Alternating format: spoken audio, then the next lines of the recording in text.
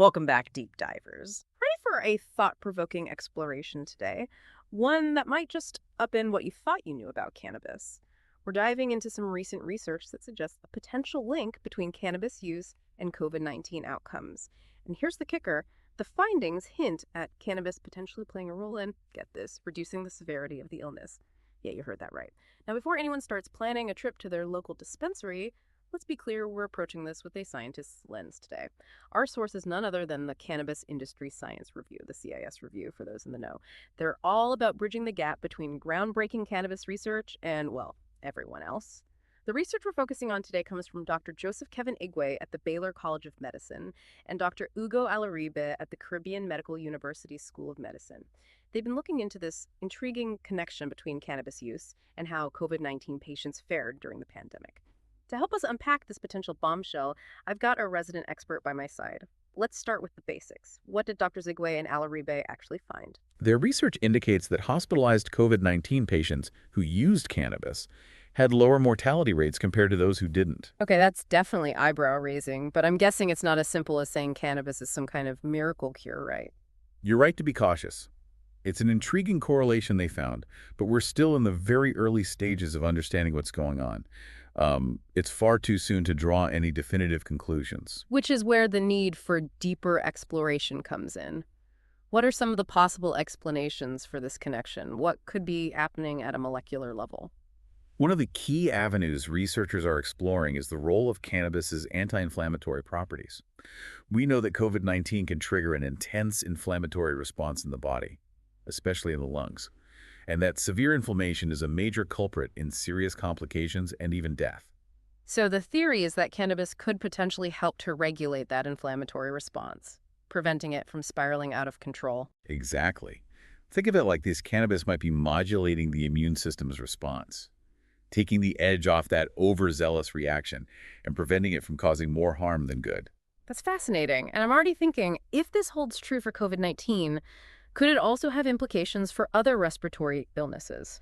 That's the million-dollar question, and it's why this research is so compelling. Could cannabis-based therapies offer a new weapon in our arsenal against everything from the common cold to more serious conditions like pneumonia? It's a possibility that researchers are eager to explore further. Okay, before we get ahead of ourselves, let's talk specifics. You mentioned cannabis's anti-inflammatory properties. Can you break that down for us? What exactly in cannabis is thought to have these effects? Cannabis is a complex plant with a wide array of compounds, but the ones often in the spotlight for their potential therapeutic benefits are cannabinoids. You've probably heard of THC and CBD, but there are actually over 100 different cannabinoids, each with its own unique properties and potential effects on the body. So are we talking about THC and CBD specifically when it comes to these anti-inflammatory effects? While both THC and CBD have shown anti-inflammatory potential in various studies, CBD in particular has garnered significant attention for its potential therapeutic benefits without the psychoactive effects of THC. Interesting. So it's not just about cannabis as a whole, but about understanding the specific compounds within it and how they interact with our bodies. It sounds like there's a lot more to this plant than meets the eye. Absolutely. And that's why continued research is so crucial. Unlocking the full potential of cannabis and its various compounds could revolutionize how we approach a wide range of health challenges. You hit the nail on the head there. A whole symphony of interactions happening within this plant, and we're just beginning to decipher the music. And speaking of deciphering, let's shift gears for a moment from the science to the business side of things. I know the CIS review also focuses on the cannabis industry. What kind of impact could this research have in that realm? The potential impact is enormous. Remember when we talked about the global healthcare market for respiratory conditions? Yeah, you said it was a market exceeding $100 billion. Right, well, this research has the potential to disrupt that market in a major way. We're talking about cannabis-based therapies potentially carving out a significant chunk of that market share. Wow, that's a game changer. Who stands to gain the most from this? Pharmaceutical companies are undoubtedly paying close attention. If cannabis-derived drugs prove to be safe and effective in clinical trials, we could see a scramble to develop and patent new therapies. What about those already invested in the cannabis industry? For them, this research is like striking gold. It legitimizes their industry and attracts a wave of new investors eager to get in on the ground floor of what could be the next big thing in healthcare. It sounds like we're talking about a potential paradigm shift here, a move away from seeing cannabis through a lens of prohibition and towards embracing its potential benefits. It's certainly a possibility, and it's one that's generating a lot of excitement, but also some apprehension. Apprehension. From whom?